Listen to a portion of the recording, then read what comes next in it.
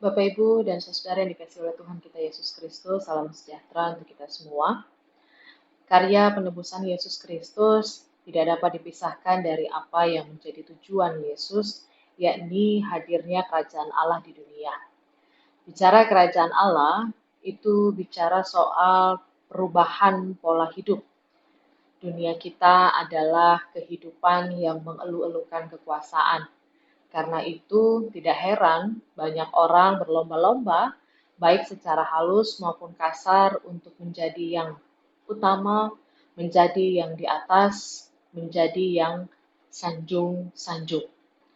Tetapi, Ibu Bapak Saudara, karena kekuasaan yang menjadi tujuan, maka dunia kita adalah dunia yang menghalalkan segala cara untuk menang. Tidak perlu bersikap satria, bermuslihat, berkhianat, mencari celah untuk tusuk dari belakang adalah hal yang biasa, karena pada akhirnya ketika kekuasaan ada di tangan, benar dan salah kita yang menentukan. Cinta kekuasaan juga menganggap hal yang normal. Jika ada yang menang, maka ada yang kalah, dan yang menang bebas sewenang-wenang terhadap yang kalah, karena adalah hak pemenang untuk berkuasa.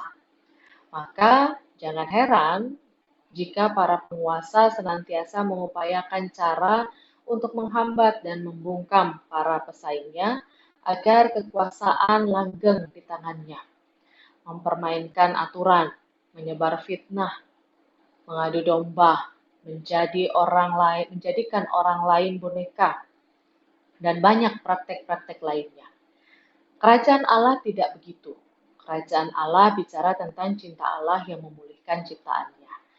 Karena cinta Allah adalah cinta yang menjadikan seluruh ciptaannya berharga pada dirinya.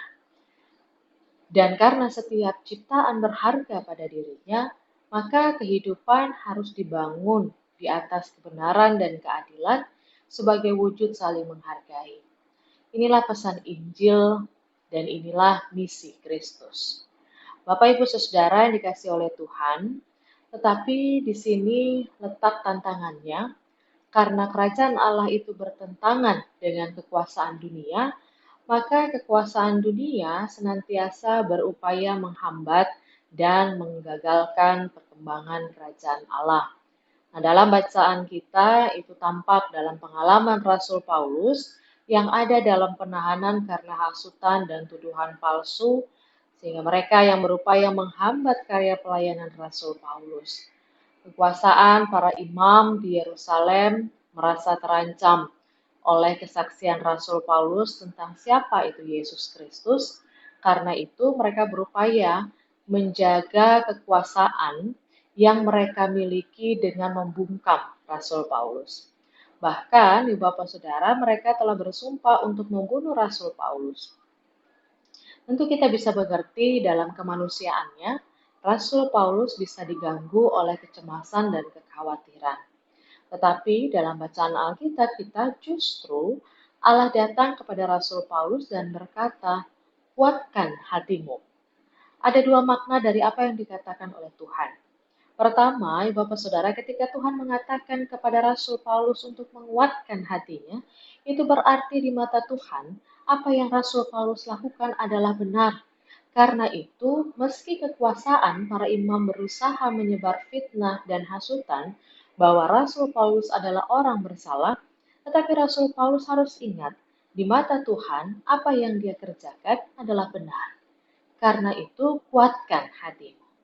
Dan yang kedua, Ibu Bapak Saudara, perkataan Allah kepada Rasul Paulus untuk menguatkan hatinya, itu juga mau mengatakan bahwa Tuhan hadir dan mengiringi Rasul Paulus. Meski seakan-akan Rasul Paulus sendirian berhadapan dengan kerumunan orang banyak dan kumpulan penguasa yang berusaha membungkam dirinya, tapi sesungguhnya ada Allah yang mendampingi dan menjaga Rasul Paulus. Karena itu, kuatkan hatimu. Sebab dengan Rasul Paulus menguatkan hatinya, Tuhan punya rencana lebih besar lagi.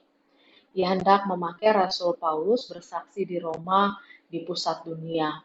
Dengan demikian, berita keselamatan di dalam Yesus Kristus bisa lebih tersebar lagi ke seluruh penjuru dunia.